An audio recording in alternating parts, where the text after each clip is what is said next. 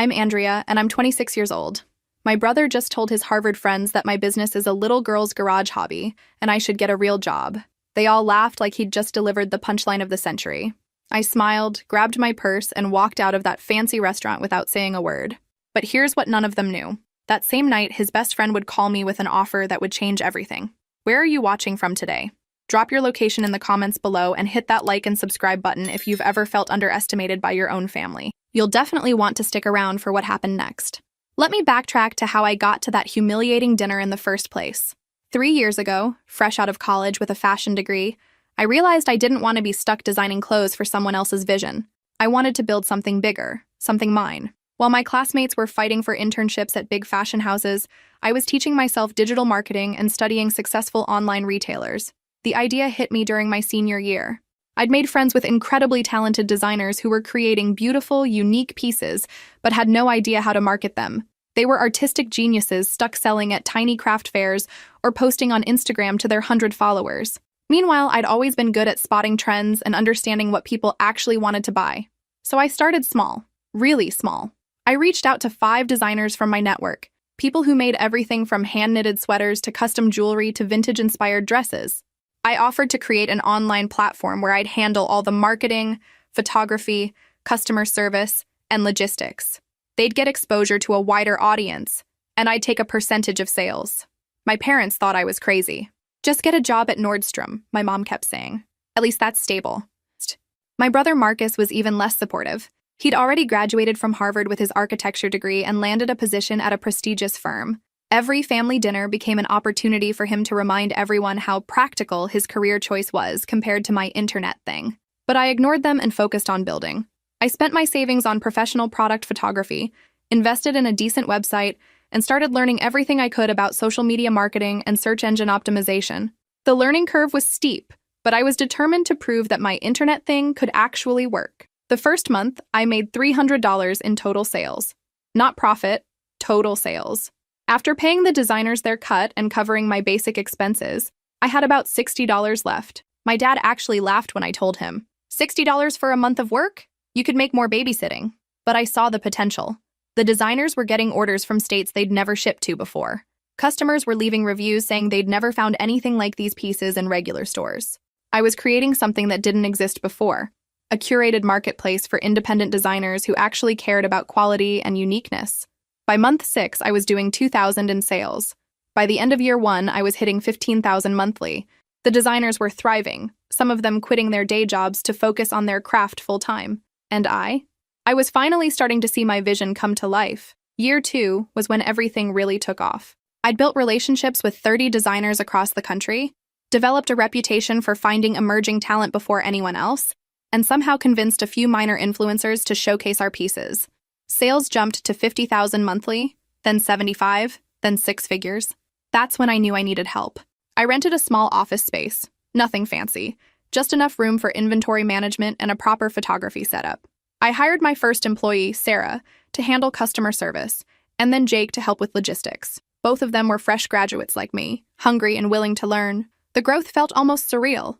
Established brands started reaching out, wanting to be featured alongside our independent designers. We weren't just a little craft marketplace anymore.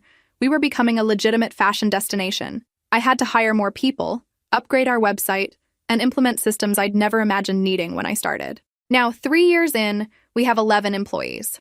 Our monthly revenue is in the mid-6 figures. We've gone from a simple website to a full mobile app where each designer has their own branded profile.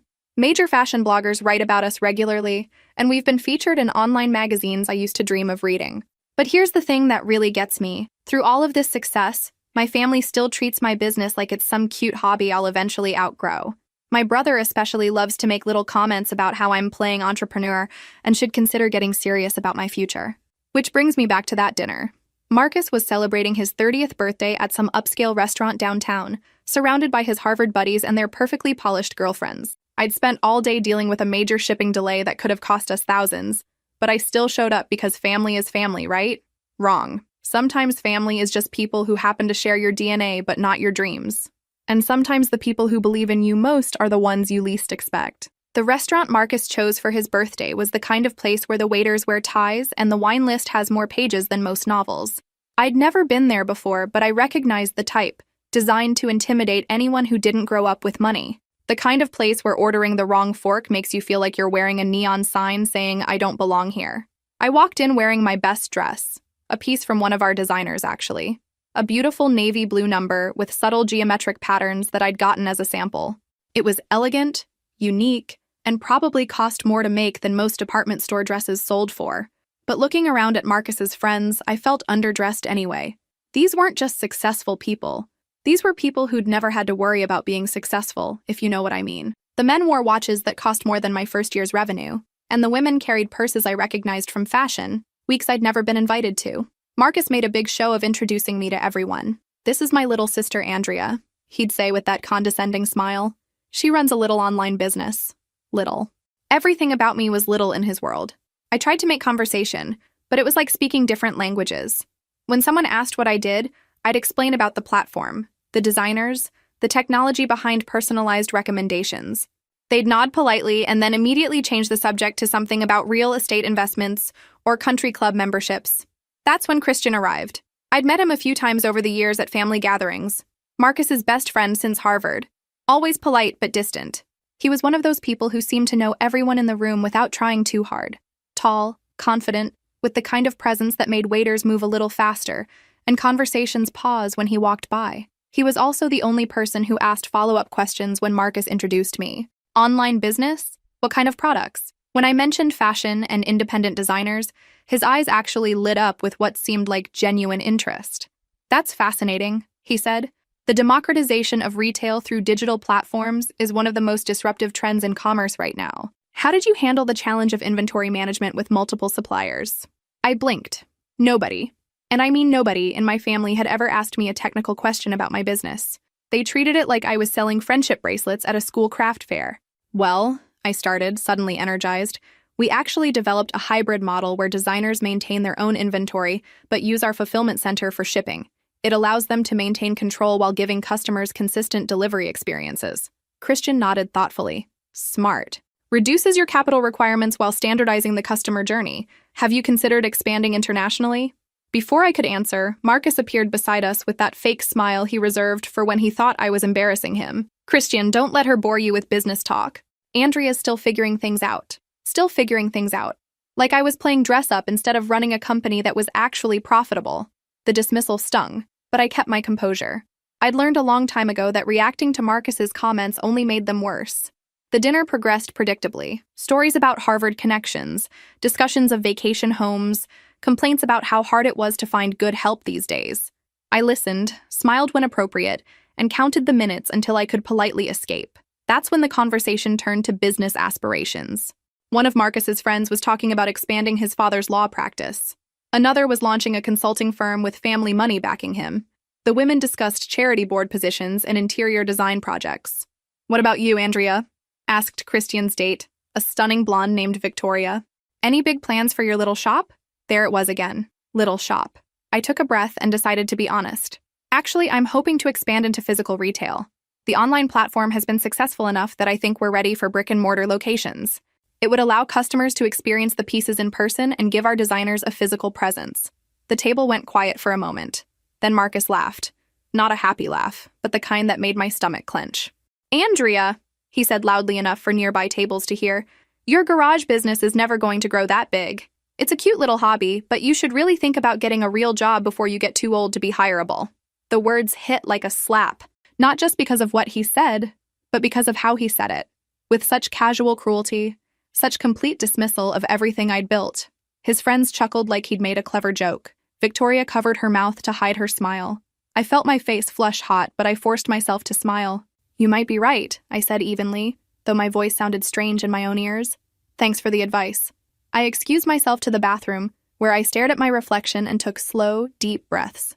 3 years of building something real, something valuable, and my own brother reduced it to a garage hobby in front of people I'd never see again. When I returned to the table, the conversation had moved on to golf handicaps. I sat quietly through dessert, made appropriate small talk, and waited for my moment to leave. "I should head out," I announced as the waiter brought the check. "Early morning tomorrow." "Of course," Marcus said without looking up from his phone. "Drive safely." No hug goodbye, no thanks for coming, Just dismissal, like I was staff leaving after clearing the dishes. I walked to my car in the restaurant parking lot, my heels clicking against the asphalt. The night air was cool, and I stood by my car for a moment, looking back at the restaurant windows glowing warm against the darkness. Inside, my brother was probably telling his friends some story about his naive little sister who thought she could build a business from her laptop. They'd laugh, order another round of drinks, and never think about me again. I drove home with the radio off, thinking about everything I'd accomplished, and why it still felt like nothing when my family looked at me. Was I crazy to think I could expand? Was Marcus right that I should quit while I was ahead? By the time I pulled into my driveway, I'd made a decision. I wasn't going to let one humiliating dinner derail 3 years of progress. I had customers who loved what we offered, designers who depended on the platform, employees who believed in our vision. I was building something real, whether my family understood it or not. That night, I couldn't sleep. I kept replaying Marcus's words over and over, hearing the laughter of his friends echoing in my head. Garage business, little hobby, real job. Each phrase felt like a weight pressing down on my chest. I grabbed my laptop and opened our analytics dashboard, something I'd been doing lately whenever self-doubt crept in. Numbers didn't lie, and the numbers told a different story than the one Marcus shared at dinner. Revenue, up 43% from last quarter. Customer retention, 87%. Designer satisfaction scores, averaging 4.8 out of 5. Order volume, increasing steadily month over month. These weren't hobby numbers. These were real business metrics that most established companies would envy. I scrolled through recent customer reviews. Found my wedding dress here, and it was absolutely perfect. These designers are so talented, I can't find anything like this anywhere else. Best customer service I've ever experienced online. Page after page of 5-star reviews from people who genuinely loved what we'd built. Then I opened my email and found 3 messages that had come in during dinner. 2 from established brands wanting to partner with us, and 1 from a major fashion blogger asking to feature our platform in an upcoming article about innovative retail models. This was the reality Marcus couldn't see or chose to ignore. We weren't just surviving, we were thriving. But somehow, his dismissal still stung more than all the success stories combined. I made myself a cup of tea and sat by my living room window, looking out at the city lights. Somewhere out there were 11 people who depended on me for their paychecks. Dozens of designers who'd grown their businesses through our platform. Thousands of customers who trusted us to curate beautiful, unique pieces they couldn't find anywhere else. Maybe that should be enough. Maybe I didn't need my family's approval to feel proud of what I'd accomplished. But the truth was, I did want it. I wanted them to see me as more than Marcus's little sister, who played at being an entrepreneur. The phone rang at exactly 11:47 p.m. I almost didn't answer. Who calls that late unless it's an emergency? But the number looked familiar, though I couldn't place it immediately. Hello? Andrea? This is Christian. Christian Hayes, Marcus's friend. I hope I'm not calling too late. My heart stopped. Christian was calling me? How did he even get my number? No, it's fine. I was still up. Is everything okay? Everything's great. Actually, that's why I'm calling. I've been thinking about our conversation earlier tonight, and I wanted to discuss something with you. Do you have a few minutes? I set my tea down, suddenly very awake. Sure. What's on your mind? Your business model is brilliant, he said without preamble. I've been researching the multi-brand platform space since I got home, and what you've built is exactly the kind of innovation that's reshaping retail. I blinked. Thank you. That's very kind of you to say. I'm not being kind, I'm being accurate. I spend a lot of time evaluating emerging companies, and most of them are trying to solve problems that don't exist or entering markets that are already oversaturated. But you've identified a real gap, the disconnect between talented independent creators and consumers who want unique quality pieces. My pulse was racing. This wasn't the conversation I'd expected when I saw his name on my phone. I appreciate that. It's nice to hear from someone who understands what we're trying to do. Here's the thing, Andrea. You mentioned wanting to expand into physical retail. That's a massive undertaking that requires significant capital, strategic planning, and operational expertise. Most online companies fail when they try to make that transition because they underestimate the complexity. My heart sank. Here it comes, I thought. The polite explanation of why my expansion dreams were unrealistic. Just like Marcus said, but delivered more diplomatically. However, Christian continued, with the right backing and guidance, I think you could not only succeed but dominate that space. The question is whether you're serious about scaling this into something truly transformational. I found my voice. I'm very serious. This isn't a hobby for me, it's my life's work. Good, because I'd like to propose a partnership. I'm prepared to invest $50 million to help you build the infrastructure for physical retail locations, expand your technology platform, and scale your operations nationally. The world tilted sideways. $50 million? Had I heard that correctly? I'm sorry, could you repeat that? He chuckled softly. 50 million. It's enough to open your first flagship stores, build a proper supply chain management system, hire the team you'll need, and establish a marketing presence that matches your ambition. I set the phone down for a second, staring at it like it might be playing tricks on me. Then I picked it up again. Christian, I don't understand. Why would you want to invest in my company? You barely know me. Actually, I know more about you than you might think. Marcus's sister, Sophie. You remember her from that Christmas party 2 years ago? She's been showing me your platform for months. She's obsessed with it, constantly ordering from your designers. When she found out I'd be at Marcus's dinner tonight, she specifically asked me to talk to you about the business. Sophie, Marcus's youngest sister, who I'd always liked but rarely saw. She'd been buying from us. I didn't realize she was a customer, I said weakly.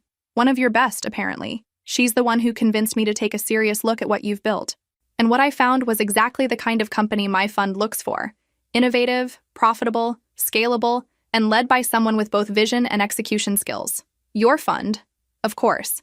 I'd known Christian came from money, but I'd never thought about what he actually did for work. What kind of fund? I asked. We specialize in retail innovation and digital transformation. I've backed successful expansions for 12 companies in the past 5 years, including 3 that went from online only to major brick-and-mortar presence. I know what works and what doesn't. I was quiet for a long moment, trying to process everything he'd said.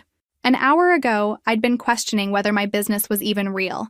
Now someone was offering to invest more money than I'd ever imagined having access to. This is incredible, I finally said. But I have to ask, does Marcus know you're calling me? Christian was quiet for a few seconds. Marcus doesn't know, and frankly, his opinion isn't relevant to my investment decisions. I evaluate opportunities based on merit, not family politics. Something in his tone suggested he wasn't a huge fan of my brother's attitude either. I'd like to meet with you properly, he continued. Somewhere we can go through your financials, discuss expansion strategies, and talk through the specifics of a partnership. Are you free this Friday? Friday. 3 days away. 3 days to prepare for a conversation that could change everything. Yes, I said, probably too quickly. I'm absolutely free. Perfect. I'll have my assistant send you some information to review beforehand. Market analyses, expansion models, that sort of thing. And Andrea? Yes?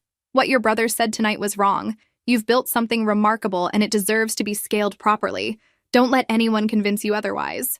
After we hung up, I sat in my living room staring at my phone until the screen went dark. $50 million. National expansion. Physical stores. Everything I'd dreamed about but hadn't dared to voice, even to myself. Marcus thought my business was a cute hobby I'd eventually outgrow. Turns out I was just getting started. Have you ever had someone completely underestimate you, only to have life prove them spectacularly wrong? Friday couldn't come fast enough. I spent the entire week preparing for the meeting with Christian, researching everything I could about retail expansion, studying the materials his assistant sent, and practicing my presentation until I could deliver it in my sleep. The documents he'd provided were impressive and intimidating in equal measure. Market analyses showing the growth potential for curated multi-brand retail, case studies of successful online to offline transitions, financial models that made my head spin with their complexity and potential. By Thursday night, I had a comprehensive expansion plan laid out. Flagship stores in 5 major cities, a hybrid inventory model that showcased our top designers while maintaining the online platform's breadth, and a customer experience that seamlessly integrated digital and physical shopping. I also had a severe case of imposter syndrome. Who was I to be discussing $50 million investments? 3 years ago, I was a college student eating ramen and trying to figure out what I wanted to do with my life. But then I looked at our latest monthly report. 6 figures in revenue, designers from coast to coast, customers in 48 states, and reminded myself that I'd already done the impossible. I'd built something from nothing. The rest was just scaling. Christian had suggested we meet at his office downtown. The building was one of those sleek glass towers that dominated the city skyline, all marble lobbies and elevator banks that whisked you to floors you needed key cards to access. His office occupied a corner of the 32nd floor, with floor-to-ceiling windows overlooking the harbor. The space was modern but warm, filled with contemporary art and furniture that looked comfortable enough to actually use. Nothing like the stuffy, intimidating offices I'd imagined. "Andrea?" he said, standing to greet me as his assistant showed me in. "Thank you for coming. I hope the traffic wasn't too bad." "Not at all," I replied, accepting his handshake. He was more casual than I'd expected, wearing dark jeans and a button-down shirt instead of the suit I'd prepared for. "Can I get you coffee? Water? I have to warn you, this might be a long conversation. Coffee would be great." He poured from a machine that looked like it belonged in a high-end cafe, handing me a mug that was perfectly balanced and exactly the right temperature. "So," he said, settling into the chair across from me, "tell me about your vision for physical retail. Not the practical aspects. I've read your materials and they're excellent, but the experience you want to create." I took a breath and launched into the explanation I'd been rehearsing. "The online platform works because we solve discovery problems. People want unique pieces, but they don't know how to find independent designers. We curate that for them. Physical stores would take that concept further." I pulled out my tablet and showed him the mock-ups I'd created. Imagine walking into a space that feels like a gallery and a boutique combined. Each designer has a dedicated section that tells their story, where they're from, what inspires them, how they create their pieces. Customers can touch the fabrics, try things on, but also scan QR codes to see the designer's full collection online. Christian studied the images, nodding thoughtfully. "Experiential retail. Smart. What about inventory management? You can't stock every designer's full line in physical locations." "Exactly. That's why the hybrid model works. We'd showcase maybe 20% of each designer's collection in-store, with the rest available for immediate online ordering. Customers could place orders in the store and either have items shipped or come back to pick them up." And the economics? This was where I felt most confident. Our margins are already strong because we've built direct relationships with designers. Physical retail would actually improve profitability in several ways. Higher average order values when customers can touch products, reduced return rates, and opportunities for upselling through personal styling services. For the next 2 hours, we dove deep into every aspect of the expansion plan. Christian asked questions I hadn't thought of, pointed out challenges I'd overlooked, and suggested solutions I never would have considered. But what struck me most was how he listened, really listened. When I explained our designer onboarding process, he asked follow-up questions about quality control. When I described our customer service philosophy, he wanted to know how we'd maintain those standards at scale. This wasn't someone humoring a naive entrepreneur. This was a serious business conversation between equals. "There's one more thing we should discuss," he said as we wrapped up the formal presentation. "Partnership structure. I'm not interested in being a silent investor who writes checks and disappears. I want to be actively involved in strategic decisions, especially around real estate operations and scaling technology." My stomach fluttered. "What does that mean practically?" "It means we'd be partners in the truest sense. You'd maintain majority ownership and operational control. This is your vision and your company. But I'd want a seat at the table for major decisions and the ability to contribute expertise where it's most valuable." I studied his face, trying to read his intentions. "And if we disagree on something important?" He smiled. "Then we argue about it until we find a solution we both believe in. I've learned that the best business relationships are built on productive conflict, not polite agreement." Something about his directness put me at ease. I'd been expecting corporate doublespeak and hidden agendas, but Christian seemed refreshingly straightforward. "I have to ask," I said. "Why me? Why this company? You could invest in established businesses with proven track records." He was quiet for a moment, looking out the window at the city below. "Because established businesses rarely have room to grow exponentially. They're optimized for their current scale, which makes it hard to transform them into something completely different." He turned back to me. "You've built something that has all the right fundamentals but hasn't reached its full potential yet. That's exactly where I want to invest. At the inflection point between promising startup and major market player. And personally? Personally, I respect what you've accomplished. Building a profitable business from scratch while being dismissed by everyone around you takes a special kind of determination. I invest in people as much as ideas, and you've proven you can execute under pressure." The meeting ended with homework assignments for both of us.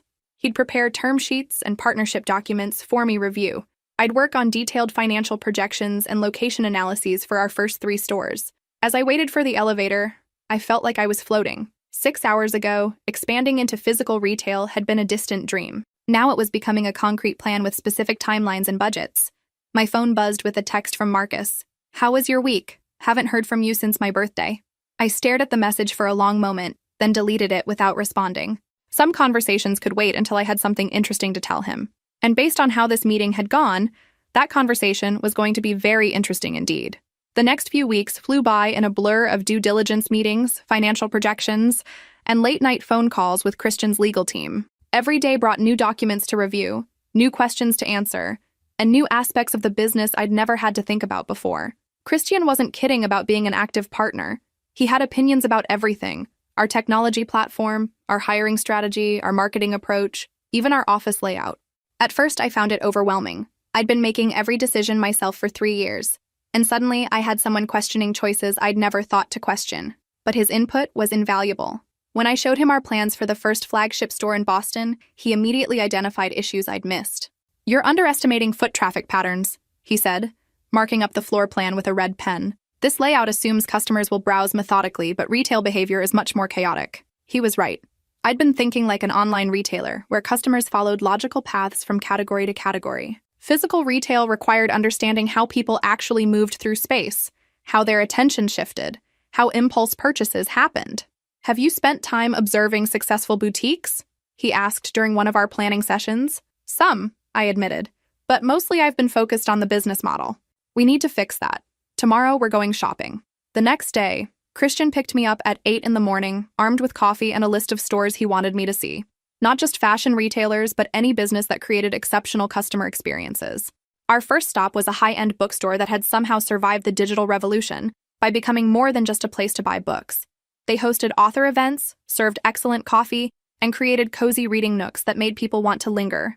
"Watch how people move," Christian murmured as we browsed the fiction section. "See how they pick up books, flip through pages, set them down and come back? That's exactly the kind of engagement you want with clothing."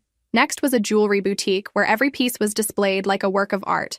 The owner, a woman named Elena, spent 20 minutes explaining the story behind a necklace to a customer who wasn't even planning to buy anything. But by the end of the conversation, the customer was trying it on and asking about matching earrings. "Storytelling," Christian noted as we left. "People don't just buy products. They buy narratives. Your designers have incredible stories. We need to make sure those stories are front and center in the retail experience." By the end of the day, I had pages of notes and a completely different understanding of what we were trying to build. It wasn't just about selling clothes. It was about creating a space where customers could discover something special, connect with the creators behind the pieces, and feel part of a community that valued craftsmanship and originality. Meanwhile, my own team was adjusting to the rapid changes. Sarah, who'd been handling customer service since our early days, was promoted to operations manager. Jake took over logistics and inventory. We hired 3 new people to handle the increased volume and started looking for additional office space. The growth was exciting but also nerve-wracking. Every week brought new milestones: our highest sales day ever, our 1,000th designer application, our first feature in a major fashion magazine. But it also brought new responsibilities and pressures I wasn't sure I was ready for. "Imposter syndrome," Christian said when I confessed my anxiety during one of our weekly check-ins. "It's completely normal when you're scaling this quickly. The key is to remember that you've already proven you can handle more than you think you can." He was right, but it didn't make the feeling go away. Sometimes I'd wake up at 3 in the morning, convinced I was about to make a massive mistake that would destroy everything I'd built. Those doubts became harder to ignore when my family finally found out about the partnership. I'd managed to keep it quiet for almost a month, but news travels fast in small business circles, especially when significant investments are involved. My mother called on a Tuesday afternoon, her voice tight with confusion and what might have been hurt. "Andrea, honey, I just heard from Mrs. Patterson that you're opening stores? And something about a major investor. Why didn't you tell us?" I closed my laptop and walked to the window of our new temporary office. How could I explain that I hadn't told them because I'd stopped expecting them to care about my business updates? "It's still early stages, Mom." I didn't want to say anything until the details were finalized. "But $50 million, Andrea? That's real money. That's serious business." Funny how the same woman who dismissed my company as a hobby for 3 years suddenly understood it was serious business when dollar amounts got large enough. "Yes, it's serious. It's been serious for a while now." "Well, your father and I are very proud of you. We always knew you had it in you." "Did you?" I thought but didn't say, because I distinctly remembered being told to get a job at Nordstrom and stop playing around on the internet. "Thanks, Mom. I appreciate that. Will you bring this investor to Marcus's engagement party next month? We'd love to meet him." And there it was, the real reason for the call. Not to celebrate my success, but to figure out how they could benefit from it socially. "I'll see if he's available," I said, knowing I had absolutely no intention of subjecting Christian to that particular circus. After I hung up, I sat in my office thinking about how much had changed in just a few weeks. A month ago, my family saw me as Marcus's younger sister who played at being an entrepreneur. Now they wanted to show off my investor at parties. But the most important change wasn't about them or their perception of me. It was about my own confidence in what I was building. For the first time since starting the company, I truly believed we could become something extraordinary. And that belief was about to be tested in ways I never could have anticipated. Marcus's engagement party was exactly the kind of event I'd been dreading. Another opportunity for my family to perform their version of success for an audience of people I barely knew. The venue was a private club downtown, all dark wood and oil paintings, the kind of place that had probably never updated its membership criteria since 1953. I almost didn't go. Christian and I were supposed to spend the weekend reviewing lease agreements for our first store location, and frankly, that sounded much more appealing than making small talk with Marcus's Harvard crowd. But my mother had called 3 times asking if I was bringing my business partner, and I knew my absence would become its own dramatic event. So I went. Alone, despite their obvious hopes that I'd parade Christian around like a trophy. The party was in full swing when I arrived. Marcus stood near the bar with his fiancée, a perfectly nice woman named Catherine who came from the kind of old money family that made even my brother seem nouveau riche. They looked happy together, and I was genuinely glad for them, despite everything. Andrea. My mother appeared at my elbow almost immediately. You look lovely, honey. Where's your investor friend?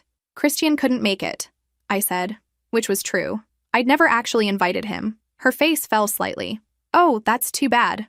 I was hoping to meet him. I was saved from further explanation by the arrival of several family friends who wanted to hear about the big business deal they'd apparently been hearing about. For the next hour, I found myself retelling the story of our expansion plans to people who listened with the kind of polite interest reserved for other people's vacation photos. The conversations followed a predictable pattern. Someone would ask about the investment, I'd give a brief explanation of our retail expansion plans, they'd make impressed noises, and then immediately change the subject to something more comfortable like real estate or golf handicaps. It was exhausting, honestly. These were the same people who'd been hearing about my little internet business for 3 years without showing the slightest interest. Now that money was involved, serious money, suddenly everyone wanted details.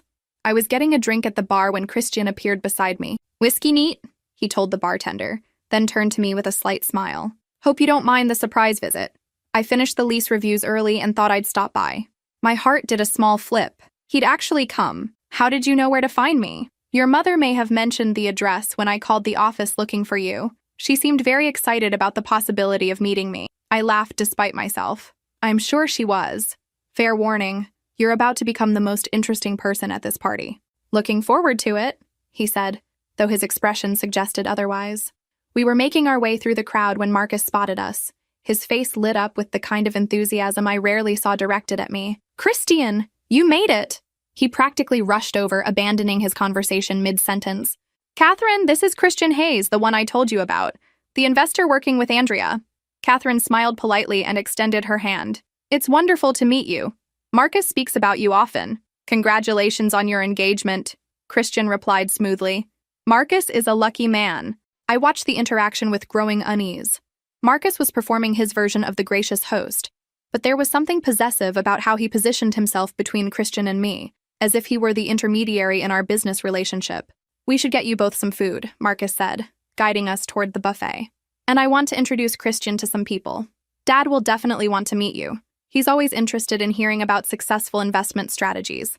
Before I could object, Marcus was steering Christian toward a group of his father's friends, leaving me standing by the shrimp cocktail feeling oddly excluded from my own business partnership. I watched from across the room as Marcus held court, explaining to anyone who would listen how he'd connected his sister with his old friend from Harvard. The story grew more elaborate with each telling, until it sounded like Marcus had orchestrated the entire investment as a favor to me. Interesting family dynamics, said a voice beside me. I turned to find Catherine, holding 2 glasses of wine and offering me one. That's one way to put it. I accepted the wine gratefully. Marcus talks about you a lot, you know. He's very proud of your success. I nearly choked on my wine. Is he? That's not exactly the impression I get. Catherine studied my face carefully. Brothers can be complicated, especially when their little sisters surpass their expectations. There was something knowing in her tone that made me look at her more closely. Surpass expectations? Marcus has been following your company's progress more closely than you probably realize. He shows me your press coverage, brags about your revenue numbers to his friends. I think your success intimidates him a bit. This was news to me. He called my business a garage hobby at his birthday dinner. Catherine winced. That sounds like Marcus when he feels threatened. He gets defensive and says things he doesn't mean. She paused, watching her fiancé charm another group of investors. He's been worried that Christian would be more impressed with your business than his architecture projects. I followed her gaze across the room, where Christian was listening politely to Marcus explain something with expansive hand gestures. Are you saying my brother is jealous? I'm saying your brother is human, and sometimes humans say cruel things when they're feeling insecure about their own accomplishments. It was a perspective I'd never considered. I'd always assumed Marcus's dismissiveness came from genuine contempt for what I was doing.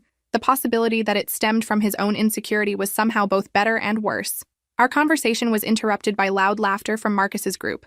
I looked over to see Christian shaking hands with my father, while Marcus beamed beside them like he'd personally arranged the introduction. I should rescue him, I said to Catherine. Probably a good idea. Your mother is heading over there with the photo album. I made my way through the crowd just in time to hear my father saying, always knew Andrea had excellent business instincts. We're very proud of what she's accomplished. Dad's being modest, Marcus added. He's the one who taught her to think strategically. Business runs in the family. I stopped walking. Business runs in the family? From the same people who'd spent 3 years suggesting I get a job in retail instead of building my own company? Christian caught my eye over Marcus's shoulder and raised an eyebrow slightly as if to say, are you hearing this? Actually, I said, joining the circle, I think I developed my business instincts despite the family advice, not because of it. An uncomfortable silence fell over the group. My father cleared his throat. Marcus looked like I'd just announced his engagement was a sham. Andrea, my mother said quickly, why don't you and Christian get some air on the terrace?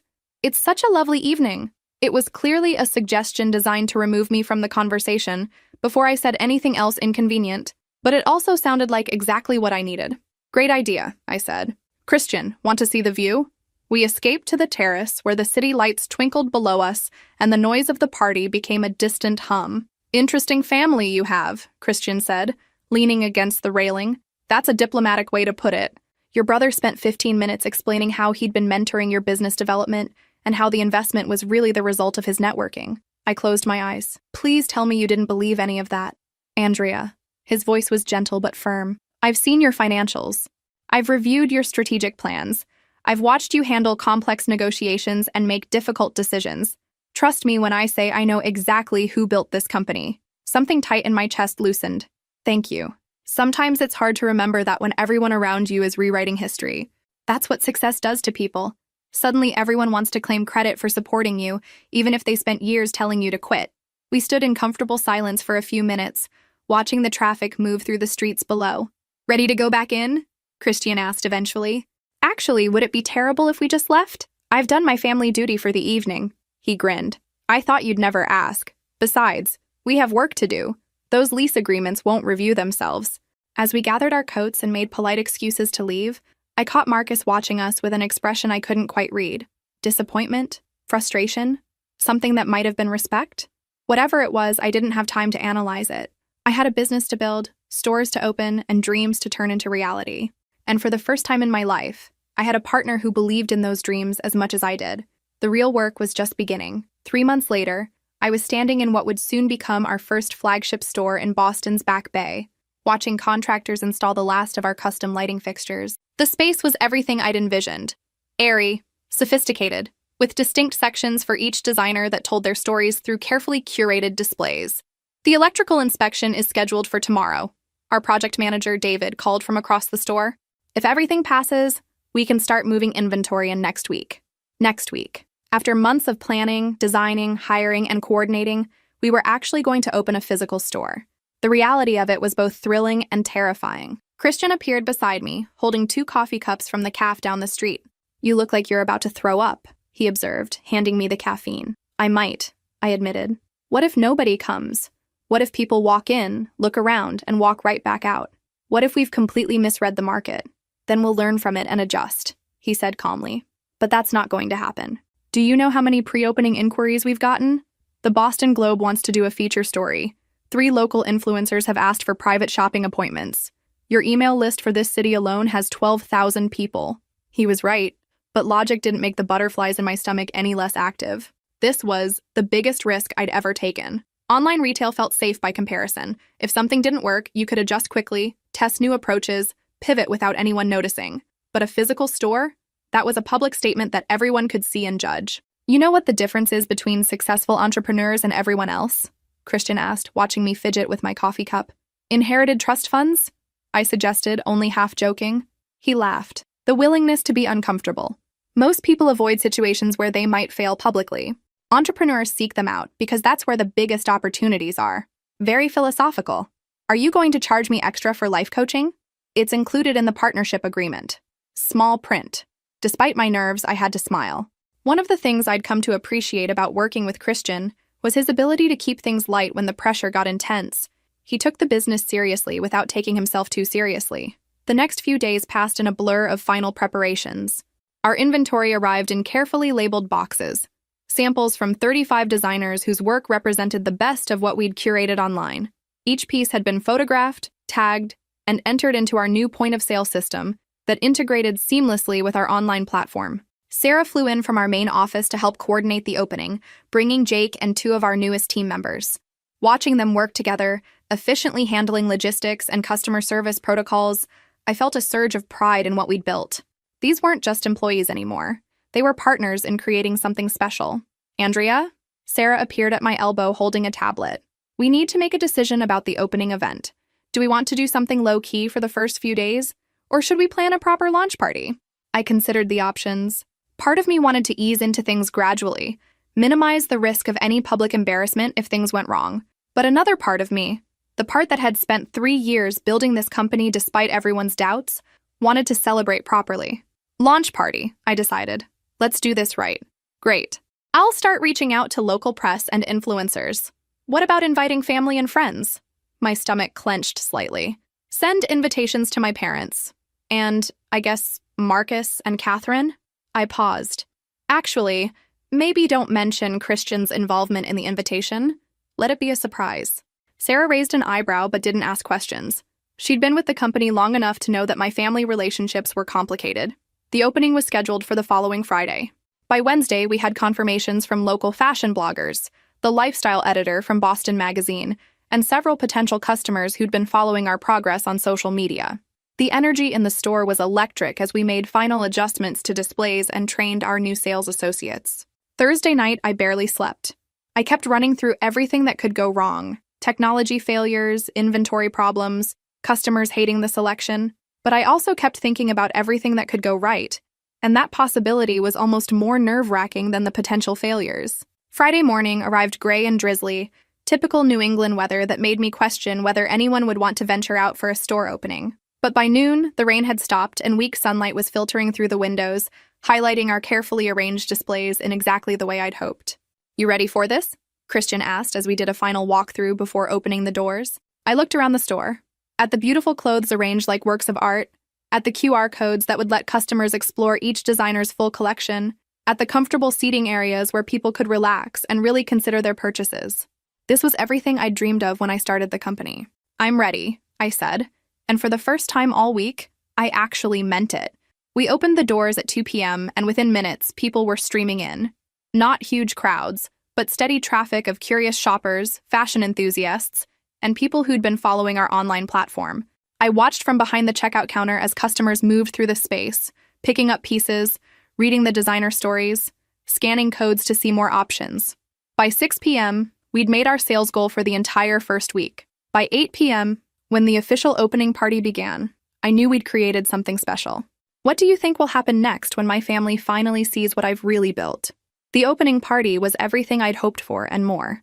The store buzzed with conversation as people discovered pieces they'd never seen anywhere else, met other customers who shared their appreciation for unique design, and learned the stories behind their favorite items. Local fashion bloggers were taking photos and posting to their Instagram accounts in real time. The lifestyle editor from Boston Magazine spent 20 minutes interviewing me about our expansion plans and the future of independent retail. 3 customers made purchases over $500, including one woman who bought an entire outfit for her daughter's wedding. I was chatting with a potential wholesale client when I spotted familiar faces near the entrance. My parents had arrived, looking slightly overwhelmed by the energy and sophistication of the space. They dressed up for the occasion. My father in his best suit, my mother wearing jewelry I only saw at special events. "Excuse me," I told the wholesale client. "I should go greet my family." As I approached them, I could see my mother taking in every detail: the lighting, the displays, the quality of the merchandise, the obvious care that had gone into creating the space. Her expression shifted from uncertainty to something that might have been impressed surprise. "Andrea, honey," she said, giving me a careful hug that avoided wrinkling either of our outfits. "This is just beautiful. I had no idea it would be so professional. From anyone else, that might have been a backhanded compliment. But from my mother, it was genuine praise. She'd expected something smaller, perhaps more amateur. Instead, she was seeing a sophisticated retail environment that could compete with any boutique in the city. "Thank you for coming," I said.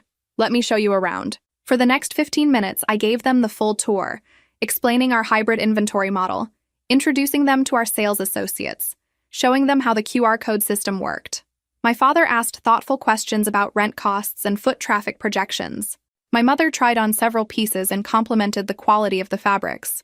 "Where's Marcus?" I asked, noticing he hadn't arrived with them. "He and Catherine got held up at work," my mother explained, "but they're planning to stop by before you close." I felt a small twist of anxiety. The evening had been going so well. Successful sales, positive press coverage, enthusiastic customers. Having Marcus show up when everything was obviously thriving felt like tempting fate. But I pushed the worry aside and focused on enjoying the moment. This was my night, my success. My vision finally realized in physical form. Around 9 p.m., as the official party was winding down, Sarah approached me with excited news. "Andrea, you need to see this. We just got an email from a major retailer asking about licensing our curation model for their online platform. And 3 more cities have reached out about hosting pop-up events." Pop-up events? Temporary stores in their markets while we're planning permanent locations. Boston, Portland, and Austin all want to bring our designers to their customers. I stared at the email on her tablet. This was beyond anything we'd projected for the first month, let alone the first day. "There's more," Sarah continued. "The mobile app downloads have tripled since this morning. People are taking photos of items in the store and then ordering different colors or sizes through the app. The integration is working exactly like you hoped." The mobile app had been Christian's idea, a way to seamlessly connect the physical and digital shopping experiences. Customers could scan any item in the store to see the full collection, read reviews, check sizing information, and place orders for immediate shipping or store pickup. "Show me the numbers," I said. Sarah pulled up our real-time analytics. App downloads, online sales, email signups, social media mentions. Every metric was spiking dramatically. The physical store wasn't just successful on its own. It was driving growth across our entire platform. "This is incredible," I breathed, watching the numbers update in real time. "It gets better. That fashion blogger with 200,000 followers just posted about us, and her story is already getting reshared by bigger accounts. We might want to consider increasing our inventory orders for next week." I looked around the store, which was still busy despite the late hour. Customers were lingering, trying things on, chatting with our associates about styling options. This wasn't just shopping. It was an experience people wanted to have. "Andrea," I turned to find Marcus and Catherine approaching, both looking slightly windblown and apologetic. "Sorry we're so late," Catherine said, kissing my cheek. "Marcus got stuck in a client meeting that ran forever." Marcus was looking around the store with an expression I couldn't quite read. Surprise, certainly. Maybe a hint of something that could have been pride, or possibly calculation. "This is really something, sis," he said after a moment. "Much bigger than I expected." Much bigger than he expected. Not congratulations or "I'm proud of you," but acknowledgement that his expectations had been wrong. "Thank you," I said evenly. "Let me show you around." As we walked through the store, I could see Marcus taking mental notes.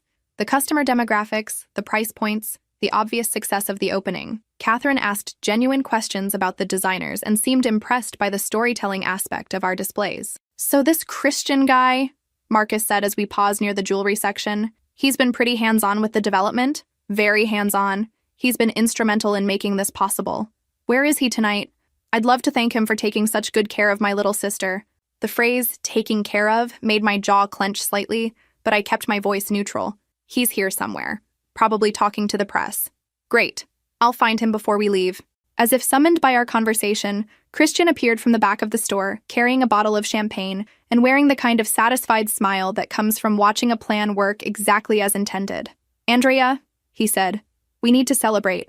Sales numbers are through the roof, the press coverage is fantastic, and I just got off the phone with investors who want to discuss additional funding for faster expansion." "Additional funding?" Marcus's voice was sharp with sudden interest.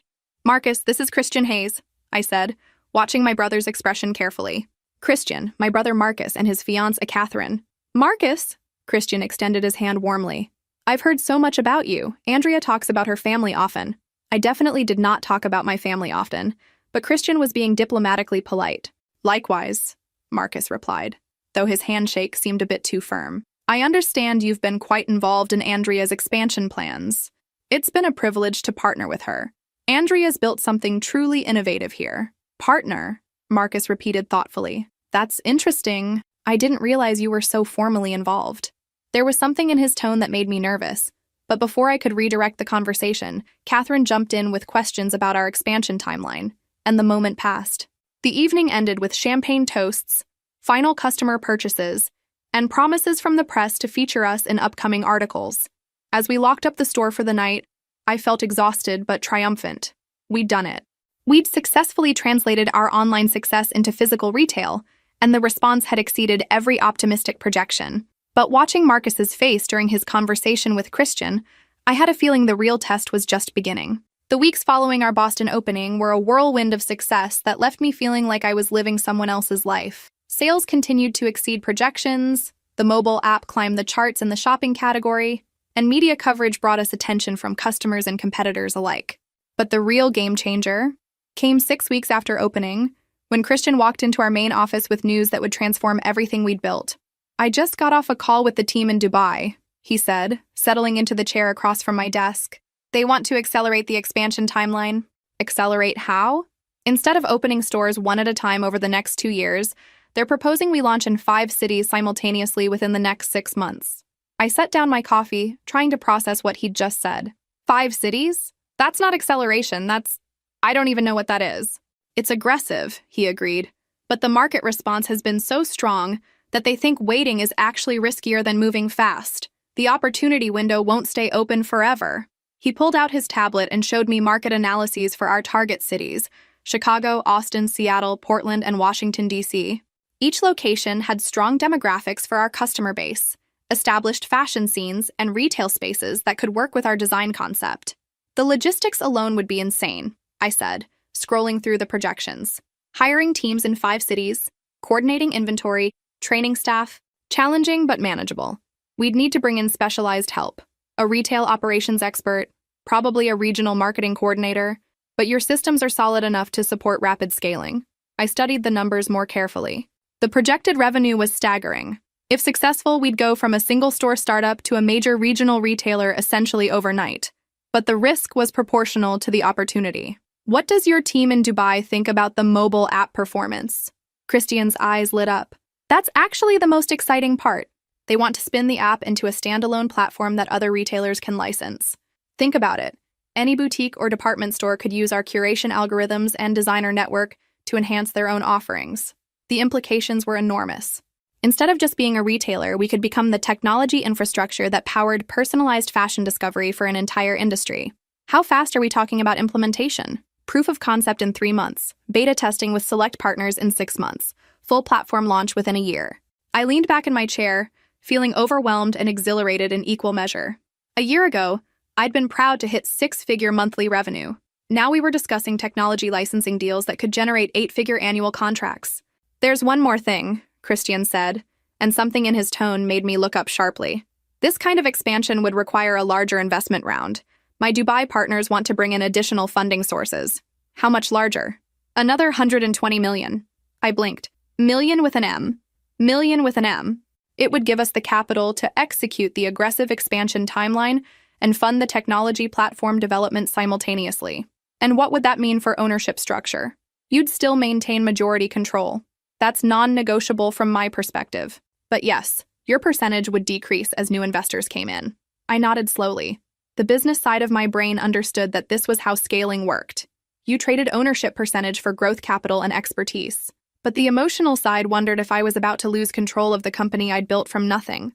I need time to think about this, I said. Of course. But Andrea? He stood to leave, then paused. What you've built here is extraordinary. This isn't about changing your vision, it's about giving that vision the resources to reach its full potential. After he left, I sat alone in my office staring at the financial projections. The numbers were compelling, but numbers only told part of the story. The real question was whether I was ready to transform from a startup founder to the CEO of a major company. My phone buzzed with a text from Marcus. Saw the Boston Magazine article about your store. Very impressive. Would love to hear more about your expansion plans. I stared at the message for a long moment. Marcus had barely acknowledged my business for 3 years, but now that it was generating serious media attention, he wanted to hear about expansion plans. I deleted the text without responding. 3 days later, I called Christian with my decision. Let's do it. All of it. The 5-city expansion, the technology platform, the additional funding round. You're sure? I'm terrified, I admitted. But I'm also excited. If we're going to build something transformational, let's actually transform something. The next 6 months were the most intense period of my professional life. We hired a retail operations director who'd previously managed expansion for a major clothing chain. We brought in a technology team to develop the licensing platform. We signed leases in all 5 target cities and began coordinating construction timelines. Meanwhile, our original Boston store continued to exceed projections, and the mobile app user base grew exponentially. Fashion Week coverage featured our designers prominently, and several major fashion schools reached out about partnership opportunities. But the real breakthrough came when we soft-launched the technology licensing platform with 3 beta partners: a boutique chain in California, a department store in Texas, and an online retailer in New York. Within weeks, all 3 reported significant increases in customer engagement and average order values. The data is incredible, our new technology director, Amanda, reported during one of our weekly team meetings. Customers using our recommendation algorithms are spending 40% more per transaction and returning to shop 30% more frequently, because they're finding pieces they actually love instead of settling for what's available, I said. Exactly. We're not just improving sales, we're improving the relationship between retailers and customers. The validation was intoxicating. For 3 years, I'd believed that personalized curation could transform fashion retail. Now we had proof that the concept could scale across different types of businesses and customer bases. 2 weeks before our multi-city grand opening, I was reviewing final logistics when Sarah knocked on my office door. Andrea, your brother is here. He says he'd like to talk to you about something important.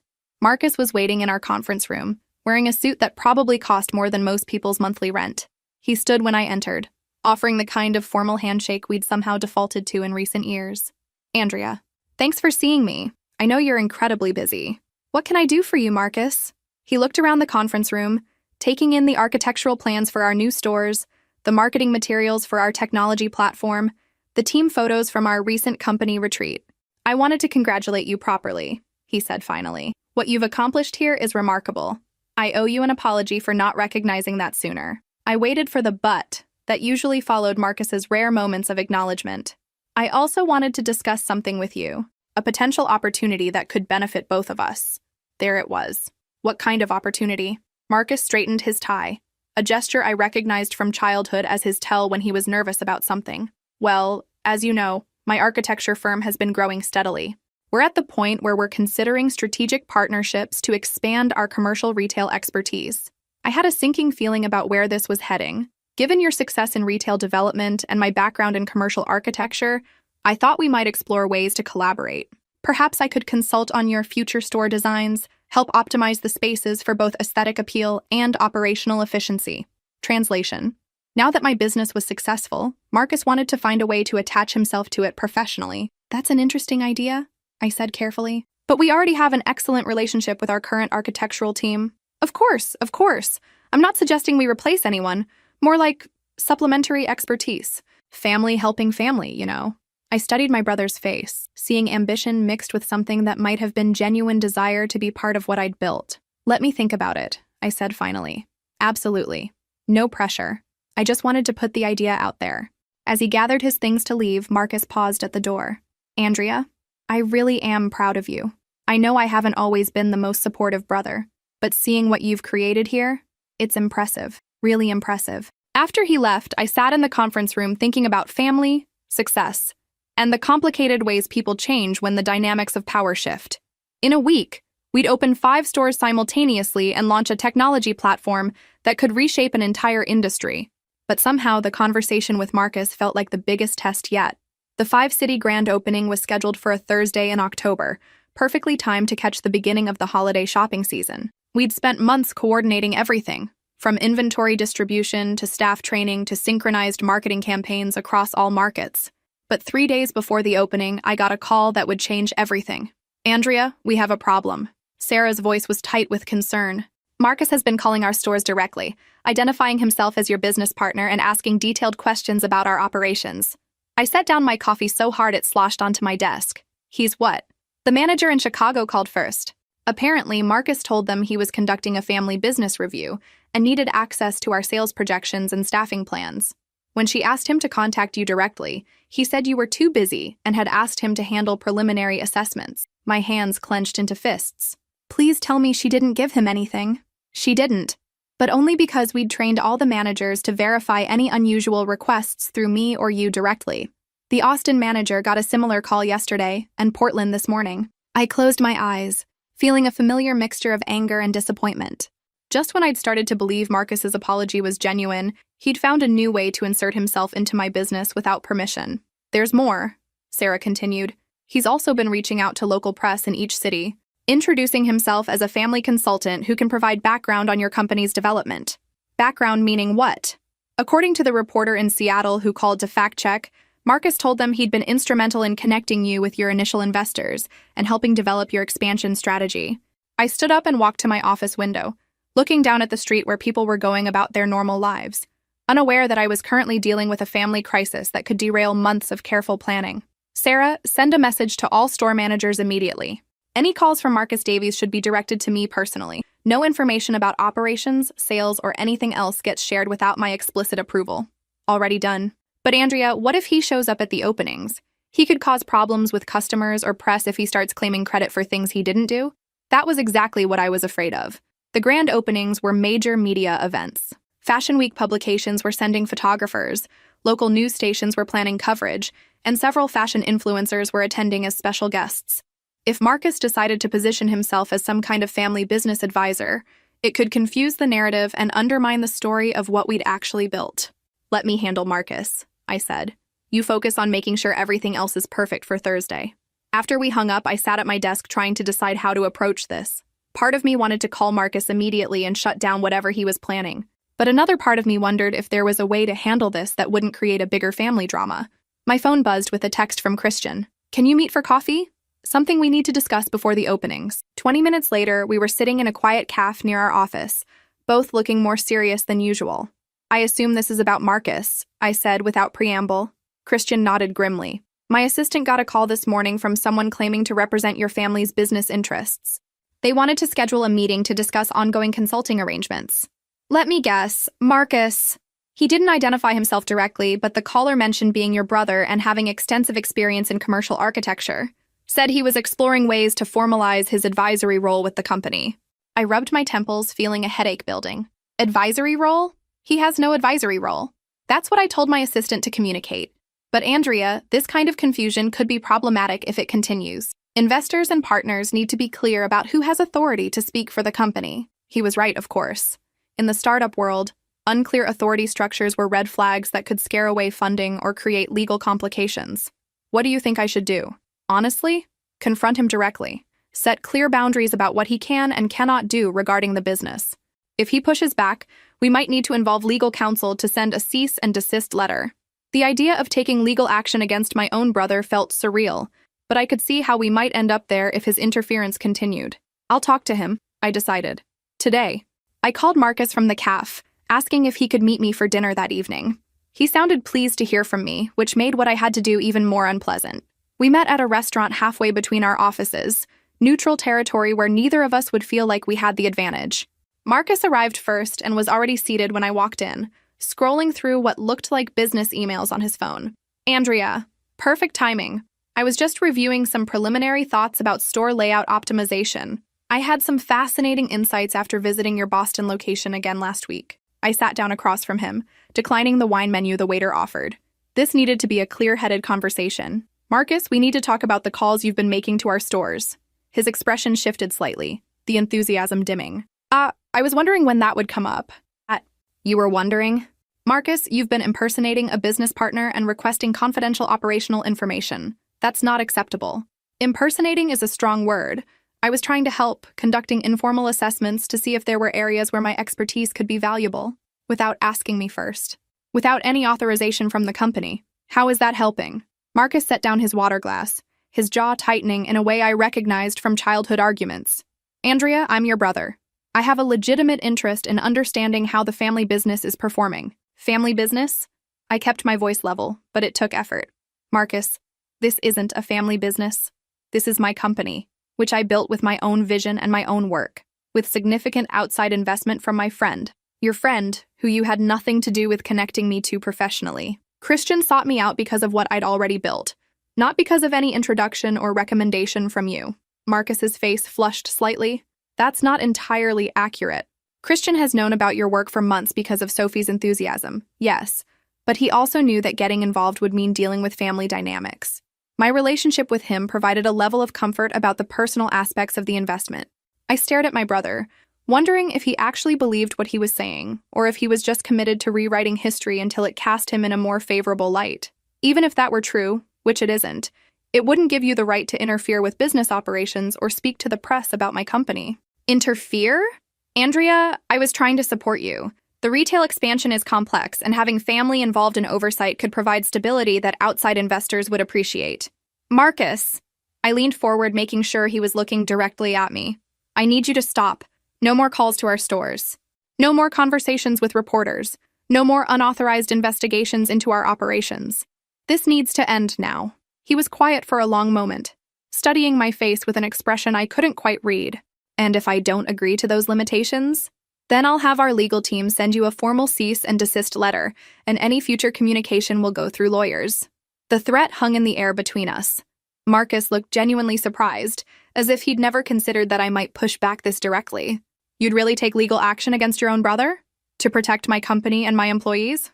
Absolutely. He nodded slowly, something shifting in his expression. I see. Well, I certainly don't want to cause problems for you. Good. Then we understand each other. We do. Congratulations on your success, Andrea. I hope the openings go well. He left cash on the table for his water and walked out without saying goodbye. I sat alone in the restaurant for a few more minutes, feeling drained but also oddly relieved. The conversation had been unpleasant, but at least the boundaries were clear now, or so I thought. 2 days later, Sarah called me at 6 a.m. with news that would test those boundaries in ways I'd never anticipated. Andrea, you need to see this. Sarah's voice was tense as she handed me her tablet. Marcus just posted this on his LinkedIn. I read the post with growing disbelief. Excited to celebrate my sister Andrea's incredible achievement with the opening of 5 new retail locations this week. It's been rewarding to provide strategic guidance during her expansion phase, and I'm proud to support innovative family enterprises that are reshaping the fashion industry. Looking forward to continued collaboration as the business grows. Family business, your retail innovation, and proud brother. The post had been up for less than 2 hours and already had dozens of likes and several comments congratulating Marcus on his mentorship and asking about opportunities to work with family retail consultants. Strategic guidance, I said flatly. Continued collaboration. It gets worse, Sarah said, scrolling down. Look at the comments. Marcus had responded to several congratulatory messages by saying things like, Andrea has always been driven, and I'm glad I could help channel that energy productively, and family support makes all the difference in scaling challenging ventures. I handed the tablet back to Sarah, my hands shaking slightly with anger. Call our lawyer. Now. Already did. She's drafting a cease and desist letter, but she says social media posts are harder to address legally unless they contain specific false claims that damage the business. What about this isn't false? He didn't provide strategic guidance. There is no continued collaboration. He's literally making up a role for himself. The lawyer says the language is vague enough that it could be interpreted as opinion rather than factual claims. She can send a letter demanding he remove the posts and stop making future statements, but enforcement might be difficult. I closed my eyes, trying to think through the implications. Today was Wednesday. Tomorrow, we'd open 5 stores simultaneously in front of local media, fashion bloggers, and potential customers who might now be confused about who was actually running the company. What time does the first opening start? Chicago opens at 10 a.m. local time. That's 11 a.m. here. And the last one? Seattle at 2 p.m. local, which is 5 p.m. here. We'll essentially have openings happening all day as we move across time zones. I looked around our main office, where the team was making final preparations for what should have been the biggest day in our company's history. Instead, I was dealing with family drama that could overshadow everything we'd worked for. Sarah, I need you to do something for me. Call each store manager and give them a heads up about potential family complications. If Marcus shows up at any of the openings, they should be polite but make it clear that he's there as my brother, not in any official business capacity. What if he brings press with him, or introduces himself to reporters as a business partner? That was exactly what I was worried about. Marcus was smart enough to know that correcting him publicly at his own sister's opening events would make me look petty and unprofessional. Then we handle it professionally and clarify the record afterward. But Sarah, I want you to make sure Christian is present for at least one of the openings. If there are questions about business structure or partnerships, he can address them authoritatively. The day of the openings dawned crisp and clear in Boston, with perfect weather predicted for all 5 cities. I started the morning at our main office, watching real-time sales data and customer feedback from the Chicago opening that had started an hour earlier. The numbers were incredible. Chicago had exceeded their opening day sales target within the first 3 hours, and customer reviews were overwhelmingly positive. Photos from the store showed excited shoppers exploring the designer sections and engaging with our sales associates exactly as we'd hoped. Austin just opened, Sarah called from across the room. Initial foot traffic looks excellent. I tried to focus on the success metrics, but part of my attention was constantly tracking social media and news coverage for any sign that Marcus was inserting himself into the story. At 1 p.m., my phone rang. The caller ID showed the manager from our Portland store. Andrea, I'm so sorry to bother you on opening day, but we have a situation. Your brother is here with someone he's introduced as a business journalist from a local magazine. They're asking for an interview about the family business dynamics behind your expansion. My heart sank. What did you tell them? I said I'd need to check with you first, but Marcus told the journalist that you were probably too busy to take calls and suggested they speak with him as a family representative. I took a deep breath, trying to keep my voice calm. Please ask them to wait for a few minutes. I'll call you right back. I hung up and immediately called Christian, who answered on the first ring. We have a problem, I said without preamble. Marcus is at the Portland opening with a journalist, positioning himself as a family business representative. I'm already in the car, Christian said. I'll be there in 20 minutes. Wait, you're in Portland? I flew in this morning to surprise you. Good thing, apparently. 25 minutes later, I was on a conference call with the Portland store manager, Christian, and the journalist Marcus had brought. This is Jessica Chen from Portland Fashion Weekly, the journalist said. I was hoping to get some background on the family business structure and how relatives contribute to the company's strategic direction. I appreciate your interest, I replied, but I think there may be some confusion. This isn't a family business, it's a company I founded and built independently, with investment from my partner Christian Hayes, who's actually there with you today. Oh, Jessica sounded surprised. Marcus indicated that he'd been involved in developing the expansion strategy and connecting you with initial funding sources.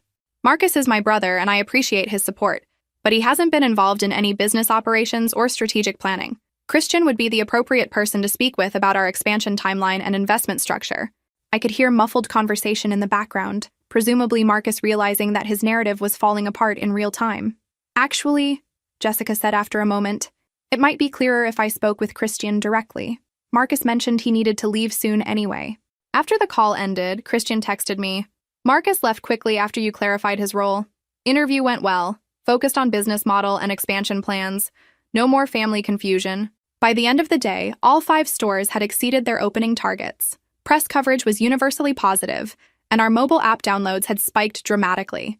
It should have been a perfect day. But that evening, as I was finally relaxing with a glass of wine and reading through customer reviews, my phone rang.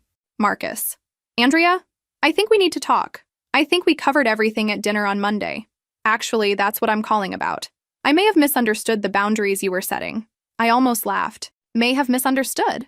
Marcus, you showed up at my opening with a journalist and told them you were a business representative. After I explicitly asked you to stop interfering, I was trying to support you. The journalist approached me, not the other way around, and you chose to position yourself as having an official role instead of simply saying you were there as a supportive brother. There was a long pause. You're right. I should have handled that differently. Yes, you should have. Andrea, I want to apologize. And I want to make an offer that might help both of us moving forward. I sighed. What kind of offer? I've been thinking about our conversation, and I realize I approached this all wrong. Instead of trying to insert myself into your existing operations, what if I provided genuine value by helping you manage the administrative complexity of rapid expansion? What does that mean specifically? You're about to be overseeing 5 retail locations, plus the technology platform, plus ongoing expansion planning. That's an enormous operational load for one person. I could take on project management responsibilities, coordinate with vendors, handle regulatory compliance. The kind of detail work that's necessary but doesn't require your direct attention. It was a more reasonable proposal than his previous attempts to involve himself, but I was skeptical of his motivations. Marcus, why is this so important to you? You have your own successful career. Why do you need to be part of my business? Another pause, longer this time. Because I've been watching what you've built, and it's extraordinary. More than that, it's the kind of transformational success that I don't think I'll ever achieve in architecture. I want to be part of something that matters this much. The honesty in his voice surprised me. For the first time, Marcus sounded like he was admitting something real about his own insecurities rather than trying to manipulate the situation. I appreciate that, I said carefully, but trust has to be rebuilt gradually. Today's incident with the journalist made things worse, not better. I understand. What would it take for you to consider giving me a genuine opportunity to help? I thought about it for a long moment. The truth was, we did need help managing the operational complexity of our expansion, but it had to be someone I could trust completely, and Marcus had recently proven that his judgment about appropriate boundaries was questionable. Prove you can respect the boundaries we discussed. No more unauthorized communications with stores, press, or business partners. No more social media posts positioning yourself as having a business role. Complete transparency about any conversations you have that touch on the company. And if I do that, then maybe we can discuss a limited, clearly defined consulting arrangement in a few months. But Marcus, this isn't about family, it's about business. If you can't perform, or if you create any problems, the arrangement ends immediately. Fair enough, he said. I'll prove I can do this right. After we hung up, I sat in my living room thinking about family, forgiveness, and the complicated ways success changes relationships.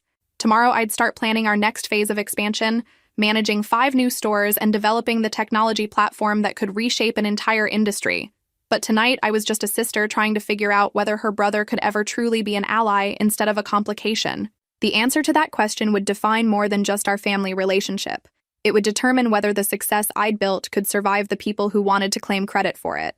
3 weeks after the 5-city opening, I was sitting in my office reviewing quarterly projections when Sarah knocked on my door with an expression that meant either very good news or very bad news.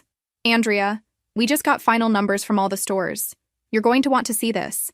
She handed me a tablet displaying our consolidated sales report. I scanned the numbers once, then read them again more carefully to make sure I wasn't misunderstanding. These can't be right, I said. They're right. We've exceeded our 4th quarter projections by 43%, and it's only November. The mobile app has been downloaded over 200,000 times in the past month. And here's the really incredible part. Our customer retention rate is 91%. 91%. In retail, anything over 70 was considered excellent. But wait, there's more, Sarah continued, barely containing her excitement. 3 major department store chains have reached out about licensing our curation technology. One of them is talking about a multi-million-dollar pilot program. I set the tablet down, feeling slightly overwhelmed. How multi-million? 7 figures just for the initial licensing fee. If the pilot is successful, they're projecting annual licensing revenue in the mid-8 figures. Mid-8 figures. That was generational wealth territory. The kind of success that would make everything I'd endured from my family worth it 100 times over. There's one more thing, Sarah said, her tone shifting to something more cautious. Your brother called this morning. He asked if he could schedule a meeting to discuss strategic collaboration opportunities. I groaned inwardly. Marcus had been quiet for the past 3 weeks, respecting the boundaries we discussed. But apparently news of our success had reached him, and he was ready to make another attempt at involvement. Did he say what kind of collaboration? Something about helping manage our expansion into secondary markets and providing architectural consulting for future store locations. I considered the request. On one hand, Marcus had demonstrated that he couldn't be trusted to respect appropriate boundaries. On the other hand, we genuinely did need help managing our rapid growth, and his architectural expertise could potentially be valuable.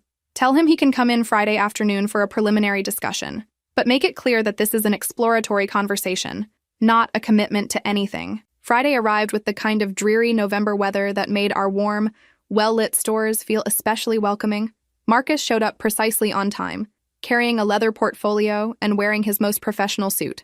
Andrea, he said, extending his hand formally, thank you for taking the time to meet with me. Of course, please sit down. We settled into the conference room where I'd laid out some of our expansion materials, architectural plans for potential store locations, demographic analyses for target markets, and preliminary budgets for our next phase of growth. I've been following your progress, Marcus began, and I have to say, what you've accomplished in the past few months is remarkable. The simultaneous opening success, the technology platform development, the customer retention numbers, it's genuinely impressive. Thank you. Sarah mentioned you had some ideas about collaboration. Marcus opened his portfolio and pulled out several documents. I've been researching secondary markets where your brand could thrive. Cities like Nashville, Denver, and Phoenix have the right demographics and retail environments, but they also have specific architectural considerations that could impact store performance. He showed me detailed analyses of potential locations in each city, including foot traffic patterns, parking availability, and proximity to complementary businesses. The work was thorough and professionally presented. This is good research, I admitted. But we already have a commercial real estate team handling location scouting. I know, and I'm not suggesting you replace them, but I could provide specialized expertise about optimizing layouts for your specific retail model. The way you integrate physical and digital experiences requires spatial planning that most commercial architects haven't worked with. It was a reasonable proposition, and the work he'd shown me demonstrated genuine understanding of our business model. But I couldn't forget the LinkedIn post and the incident with the journalist in Portland. Marcus, if we were to work together in any capacity, there would need to be very clear agreements about roles, responsibilities, and communication protocols. Absolutely. I'd want everything formalized through proper contracts. No ambiguity about scope or authority. And no more social media posts positioning yourself as having an undefined role with the company. His face flushed slightly. I realized that was inappropriate. It won't happen again. And if you attend any company events or store openings, it would be as a contracted architectural consultant, not as a family member with business authority. Understood. I studied my brother's face, trying to read his intentions. He seemed genuinely chastened by our previous conversations, but Marcus had always been good at saying what people wanted to hear.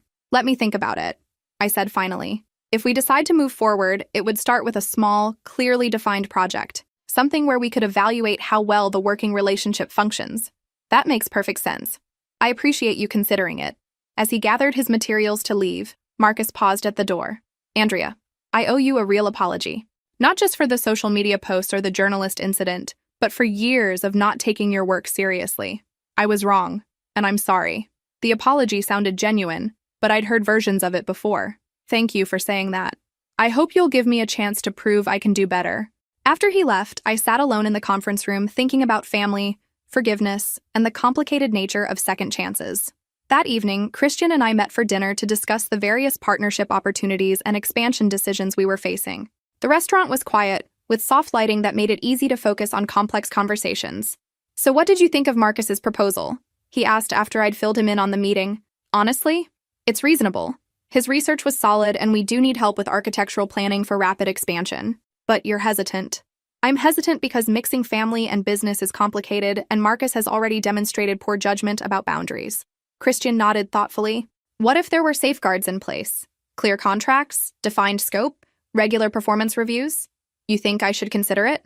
I think you should do whatever feels right for you and the business.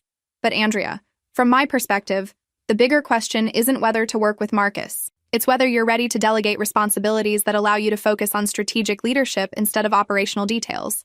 He was right. We'd grown from a startup to a major regional retailer in less than a year. The skills that had gotten us here, hands-on management, personal attention to every detail, direct involvement in all decisions, were becoming limitations rather than strengths. What do you recommend? Hire the best people for each function, regardless of whether they're family or not. If Marcus is genuinely the best architectural consultant for our needs, work with him. If someone else would serve the business better, go with them. And if I decide to give Marcus a chance and he screws it up, then you fire him, just like you would any other contractor who couldn't perform. The conversation was interrupted by my phone buzzing with a text from Sarah. Major development. Need to talk ASAP. I showed Christian the message, and he immediately signaled for the check. 20 minutes later, we were back at the office, where Sarah was waiting with news that would change everything we'd been planning. 2 things, she said as soon as we walked in. First, the good news. We just got formal confirmation that the department store licensing deal is moving forward. Initial payment of $2 million, with potential for $25 million annually if the pilot succeeds. And the second thing, I asked, though her expression suggested it wasn't as positive. We got a call from a reporter at Business Week.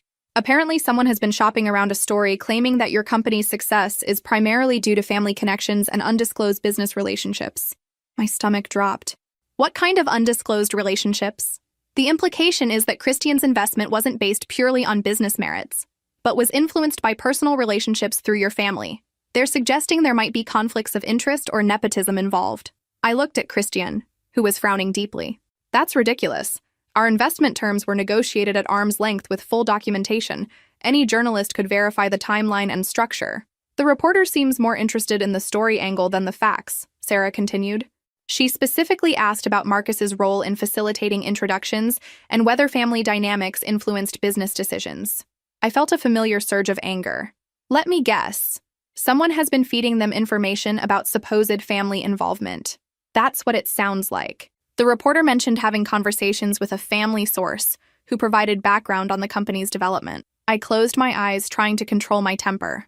After everything we'd discussed, after his apparent apology and promise to respect boundaries, Marcus was apparently still talking to reporters about our business.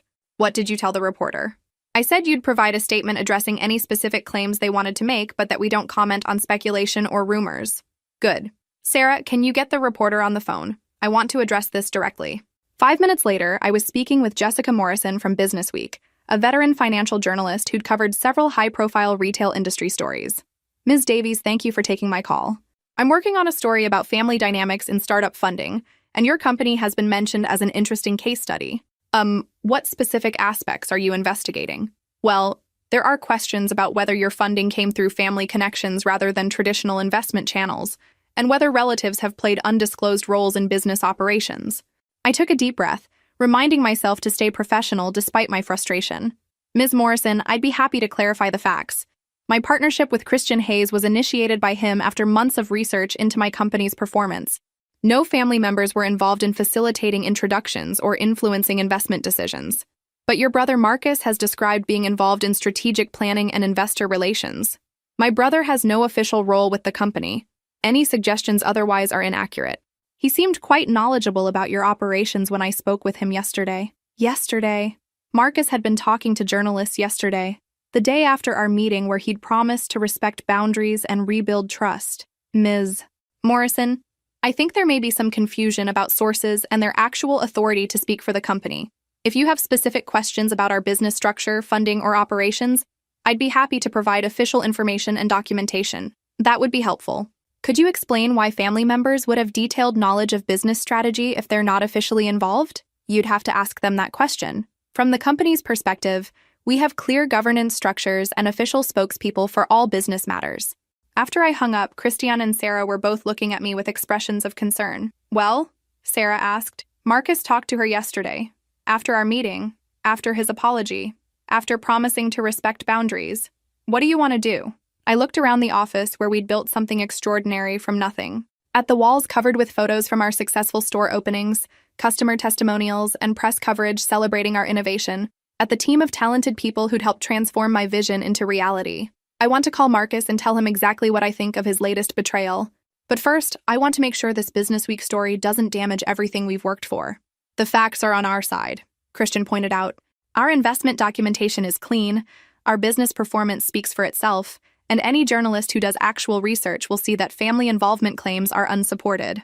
True, but facts don't always matter if the story is compelling enough. I made a decision that felt both difficult and liberating. Sarah, draft a statement for Business Week that sets the record straight about company structure, investment sources, and family involvement. Make it comprehensive and factual.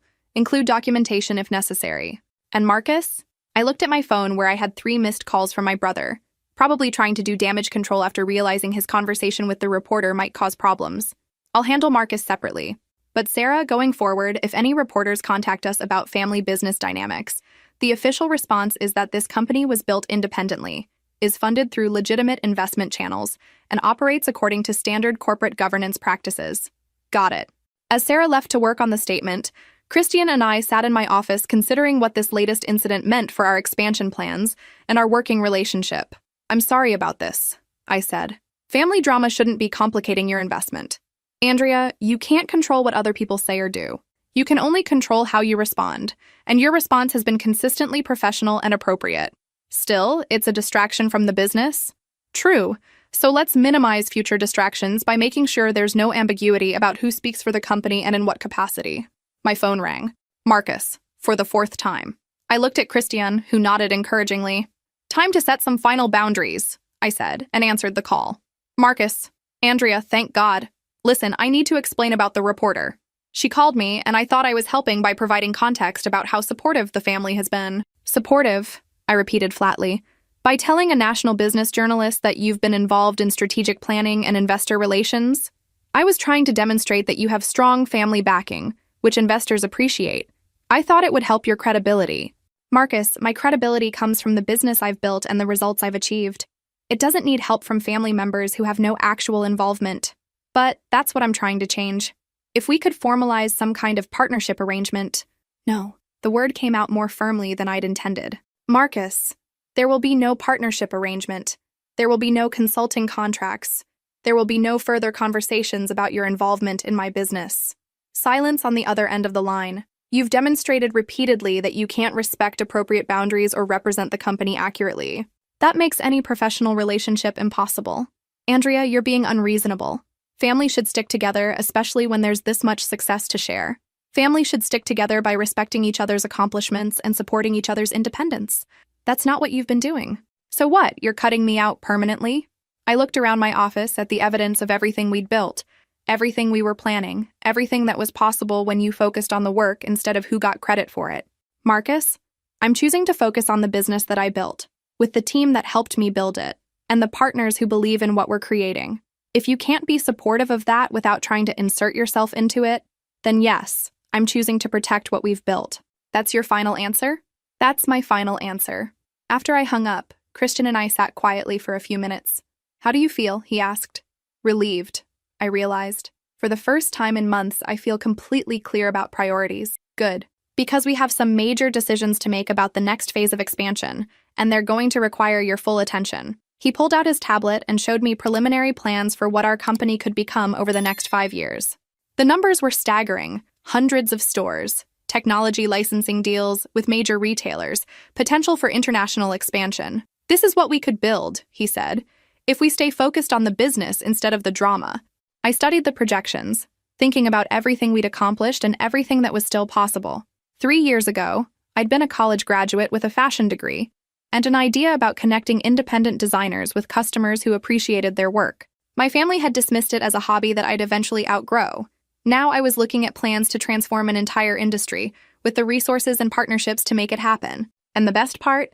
We'd done it by focusing on what mattered, building something valuable, serving customers who appreciated what we offered, and working with people who shared our vision. Everything else was just noise. I looked up at Christian, who was waiting for my response to the expansion plans. Let's do it, I said. All of it. And let's do it right. Because that's what success really looks like. Not proving people wrong, but building something so extraordinary that their opinions become irrelevant. And that's exactly what we were going to do.